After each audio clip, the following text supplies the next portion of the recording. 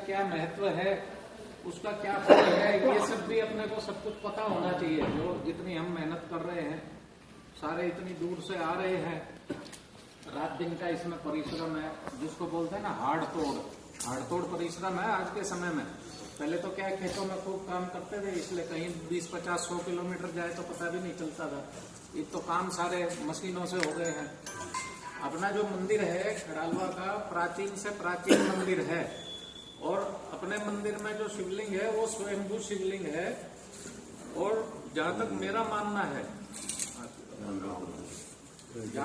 मानना है और जैसी जानकारी, जैसी खोज हुई है इस पे कि भाई अपने जितने 12 ज्योतिर्लिंग हैं उनमें भी ये प्राचीन मंदिर है और प्राचीन स्वयंभू शिवलिंग है, प्राचीन से प्राचीन। क्योंकि महामृत्युंजय जो मंत्र है सबको ज्यादातर पता है, सारे विश्व में महामृत्युंजय मंत्र गाया जाता है।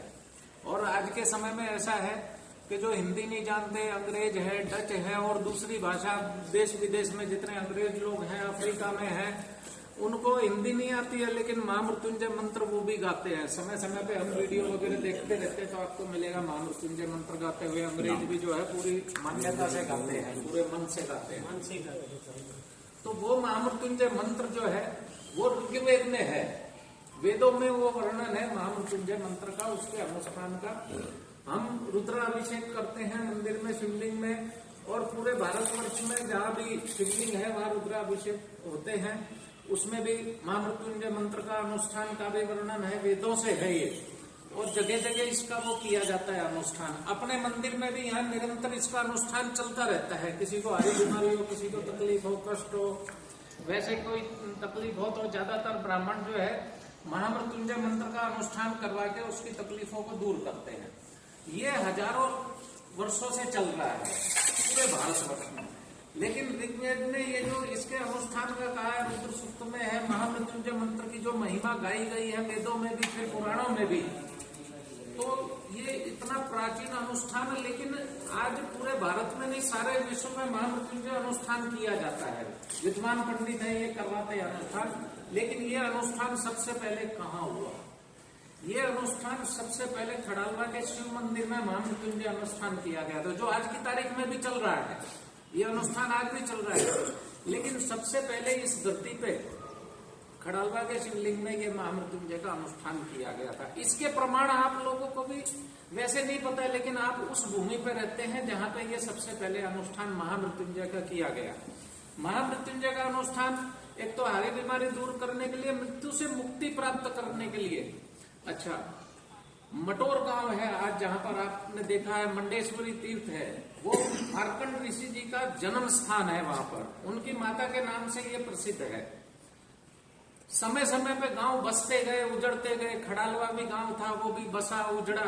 आज की तारीख में वहां 1-2 आदमी रहते हैं।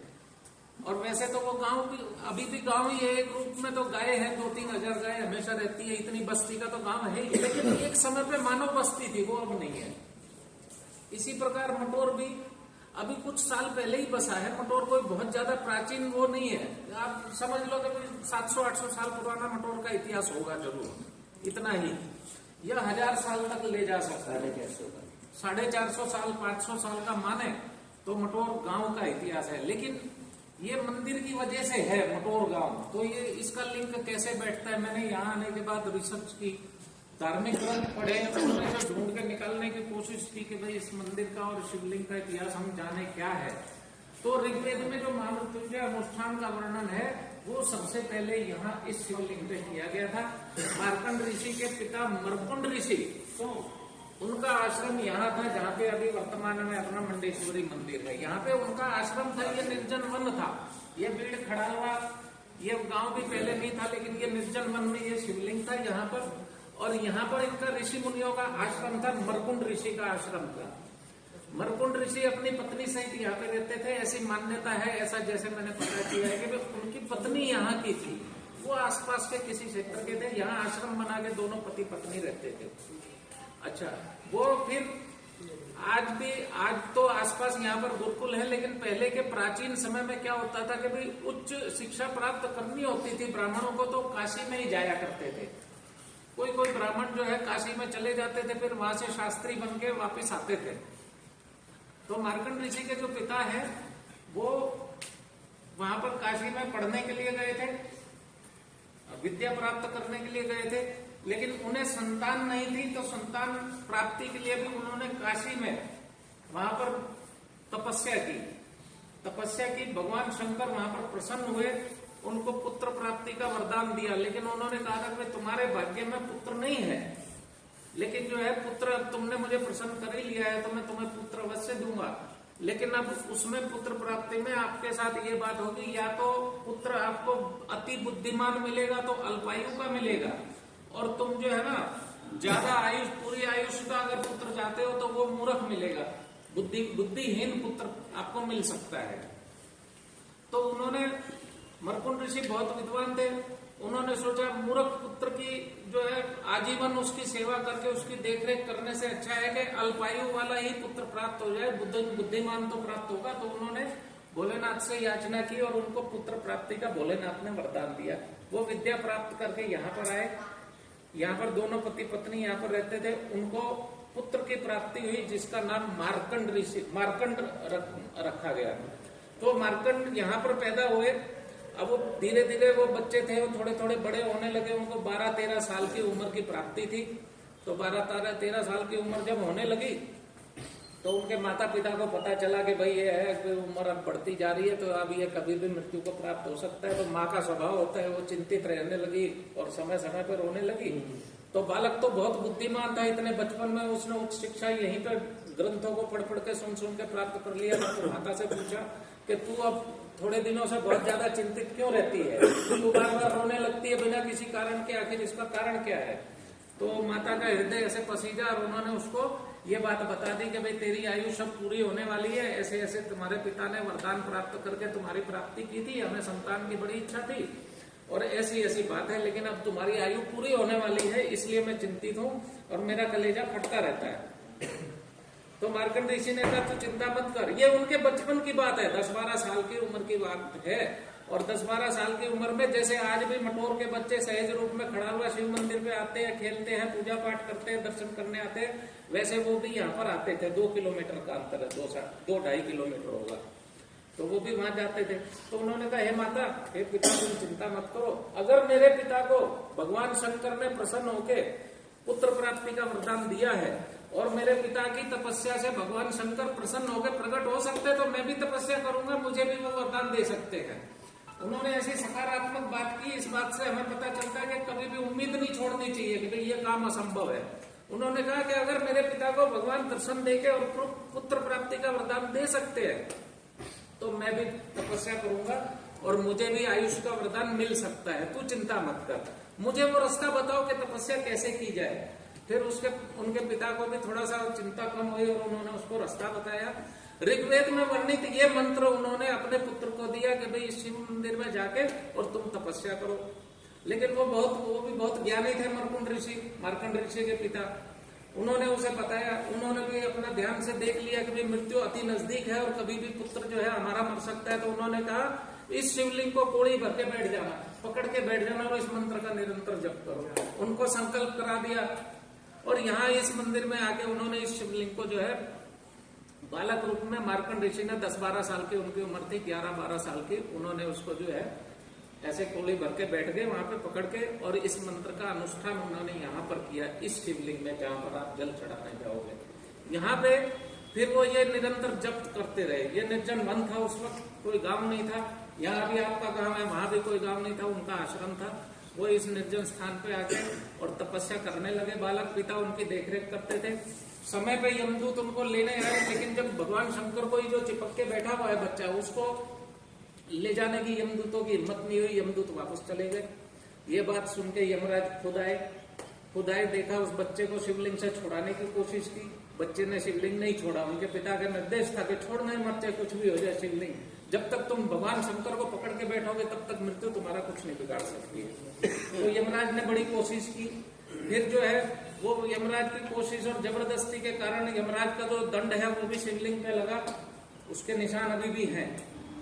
अच्छा, वो लगा तो भोलानाथ यहाँ पर इस शिवलिंग के ऊपर स्वयं प्रकट हुए और यमराज को उन्होंने दबाया, भगाया यहाँ से मतलब कि भाई तुम चले जाओ, इस क्षेत्र में तुम्हें कभी भी नहीं आना है। यमराज ने खूब प्रार्थना की, अपना जीवन दान मांगा और मर्कंड ऋषि को भगवान भोलानाथ ने वरदान दिया अजर अमर होने का उस समय यहाँ पर इसी शिवलिंग के पास, इसी मंदिर में।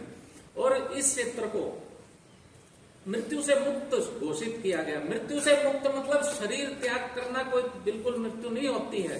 अपनी दुर्गति ना हो, अपने को निर्वाण प्राप्ति हो, अपने को मोक्ष प्राप्ति हो, अपना आत्म कल्याण हो, उस प्रकार से मृत्यु से मुक्त इस क्षेत्र को घोषित किया।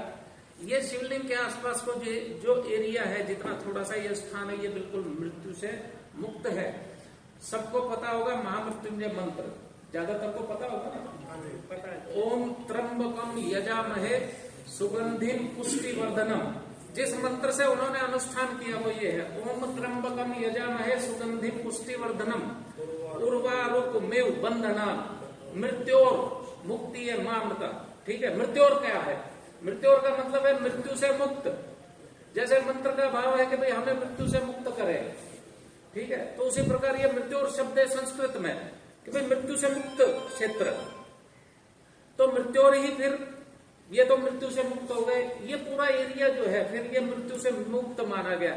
महाभारत काल जो है 5000 साल से है, तो ये पूरा 40 कोस का जो अपना तीर्थ क्षेत्र है वहां से बताते हैं ना कि भाई किसी को अपने फूल भी चुगने नहीं पड़ते, यहीं पे उनका मोक्ष है।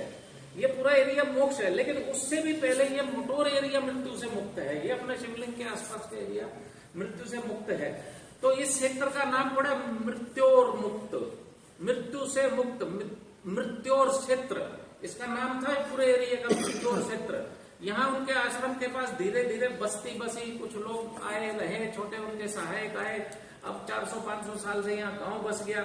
एरिया का नाम मृत्योर रहा। जो त्र्यंबक मंत्र है ना, जो ये अनुष्ठान करते हो महामृत्युंजय मंत्र में मृत्योर बोला जाता है ना, मृत्योर। इस मृत्योर ये महामंत्र दुनिया के किसी भी कोने में गाया जाए, ये महामंत्र अंग्रेज भी गाता है ना जब आपके गांव का नाम लेता है। ये मृत्योर संस्कृत का शब्द है, मृत्यु से मुक्त इसका नाम है, इसका अर्थ। और ये मृत्योर ही अपनी देसी भाषा में मटोर हो गया। आपके गांव का नाम अंग्रेज भी गाते हैं इस महामंत्र और इस शिवलिंग की महिमा के अनुसार। तो वहां पर आप भाग्यशाली हो कि भाई आप लोग जो है वहां जल चढ़ाओगे ले जाके। यहाँ ये क्षेत्र, यहाँ पर ये जो आज अनुष्ठान चल रहे हैं महामृत्युंजय अनुष्ठान, महामृत्युंजय अनुष्ठान पूरे देश विदेश में शिवलिंगों पर, सारे ज्योतिर्लिंगों पर और सारे शिवलिंगों पर कभी ना कभी होता है। इसमें सुख में दुख में मोक्ष प्राप्ति के लिए भी है, बीमारी से मुक्ति के लिए भी ये अनुष्ठान होता है, रिद्धि सिद्धि की प्राप्ति के लिए भी ये अनुष्ठान होता है ब्राह्मणों से। और जहाँ तक हम भारतवर्ष में देखते हैं, हर व्यक्ति जीवन में एक बार अवश्य ये अनुष्ठान करता है। तो हम सब भाग्यशाली हैं कि इस शिवलिंग के पास हमें निवास मिला है, इस एरिया में हमें निवास मिला है। तो इस पावन मौके पर आप लोगों की जो तपस्या है, भगवान भोलानाथ प्रसन्न हो आप लोगों पे, ऐसी मैं मंगल कामना करता हूँ। सबका स्वास्थ्य अच्छा रहे, ये मंगल कामना करता हूँ। और ऐसे अद्भुत शिवलिंग के पास हमें निवास करने का एक सौभाग्य प्राप्त हुआ है। और आप लोगों का सौभाग्य तो देख लो, मृत्यु से मुक्त क्षेत्र में आप लोग उत्पन्न हुए हो, पैदा हुए हो। इसके लिए मैं सबको धन्यवाद, आभार और सबको बधाई देता हूँ, अभिनंदन करता हूँ। महाशिवरात्रि की खूब खूब शुभकामनाएं, क्योंकि मेले में वहां मिलेंगे, भीड़ भाड़ रहेगी, इसलिए आज भी यहाँ है। और सबको आप लोगों को पता होना चाहिए कि भाई हम जल ले जा रहे हैं तो उस शिवलिंग की क्या महिमा है। यहाँ पर जिसकी जैसी स्थिति होती है हम अनुष्ठान करवा सकते हैं, ब्राह्मणों से, पंडितों से, विद्वानों से, जानकारों से। लेकिन ये शिवलिंग एक ऐसा है यहाँ पर कि भाई जिसके पास स्थिति है अच्छी, वो है तो कैसे भी अनुष्ठान करवाए, भगवान भोलानाथ उस पर प्रसन्न होंगे, अवश्य ही होंगे। लेकिन यहाँ पर ये शिवलिंग एकमात्र ऐसा है कि केवल जल चढ़ा के भी आप मत्था टेक लोगे तब भी भगवान भोलानाथ अनंत अनंत अनंत अनंत बार कृपा कर लेते हैं, क्योंकि आप उसके मृत्यु से मुक्त क्षेत्र में आप उत्पन्न हुए हो। तो ये जल आप ले जा रहे हो, गंगा जल वहां से उठा के, और पहले कितने लोगों ने गंगोत्री से भी जल लिया है, वहां पे चढ़ाया है, और आप लोग भी ले जा रहे हो। आप लोगों की तपस्या बिल्कुल सफल हो, जो भी आपकी कामना है सब भगवान भोलानाथ अवश्य पूरी करे। हर हर महादेव, हर हर महादेव। बोलो बम बम बम बम बम बम बम बम, बोलो बम बोलो बम बोलो तेरी बम, पार्वती के संग हम तेरे रंग।